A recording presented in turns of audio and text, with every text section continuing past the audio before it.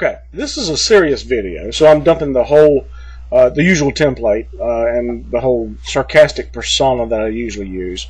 And there's not going to be any, little funny little credits at the end, no little snippet at the end, no your mama jokes at the end, nothing like that. It's just because of the seriousness of this video, I've also tagged it as something other than comedy. It's people in blogs because it's about people and how I've seen them argue over the internet about some things.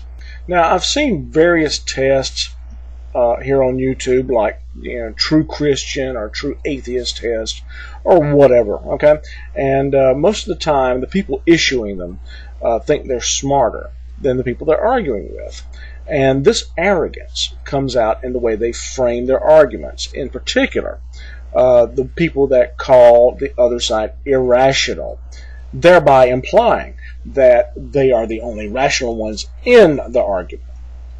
Now, these same guys also think that they are the open-minded ones, or they think they're more open-minded than the guys they're arguing with, and this simply is not true, and that's what this video is about. This is the rationality test. How rational are you? Let's find out. First, let's establish what rationality is. The working definition we'll use here is the ability to use reason to arrive at a logical conclusion with as few assumptions as possible. Now, that's not to say it's impossible to abuse what we call reason. Believe it or not, it's quite possible to elevate reason above and beyond its rightful place. The French did this in the 1790s during their revolution. In the process of destroying old superstitious nonsense and ushering in an age of reason, they set up new nonsense in its place, a goddess of reason, which was actually just a prostitute dressed up in fancy clothes. In their blind zeal, the French have replaced irrationality with more irrationality. And, as has happened many times since, this led to thousands upon thousands of people dying at the hands of reason worshippers, who obviously weren't very rational at all. So now you're probably asking, what is this rationality test? Well, it's simple. It's one multiple choice question, provided though that it needs a little background. And to simplify things, I'm going to keep everything in the singular as opposed to the plural, even though it can work either way. Okay, so here we go. A man some centuries ago invented an imaginary entity. Now, he knew the entity was imaginary, and anybody who has more than half a brain knows that the entity is imaginary as well. But this man thought he could help society by introducing this imaginary entity into the public consciousness. For the most part, he succeeded. And many people today still seek guidance from this imaginary entity. Now, here's the question. Is such an imaginary entity of any use to us today? Answer number one, no. Imaginary entities are not useful, have never been useful, they are dangerous, and thoughts of them should be eliminated as soon as possible. Answer number two, no.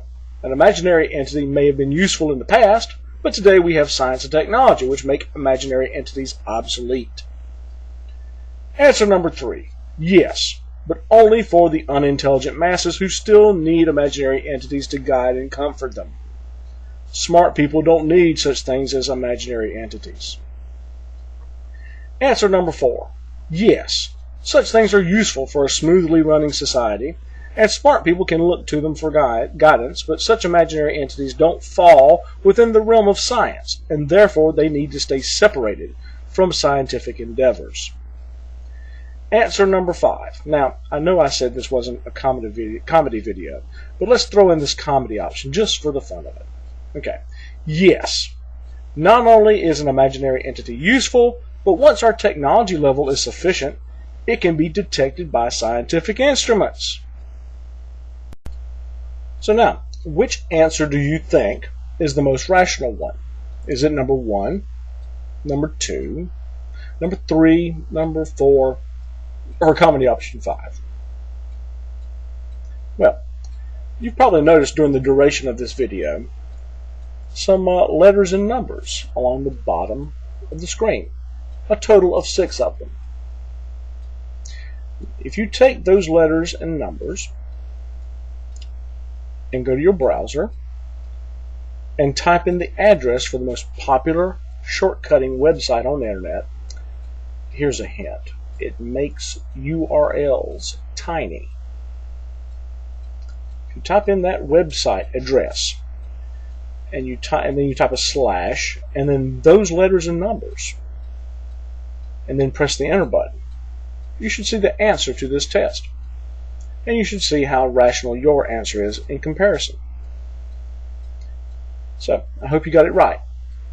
And if you didn't, I hope you learned something. Thanks. Good night.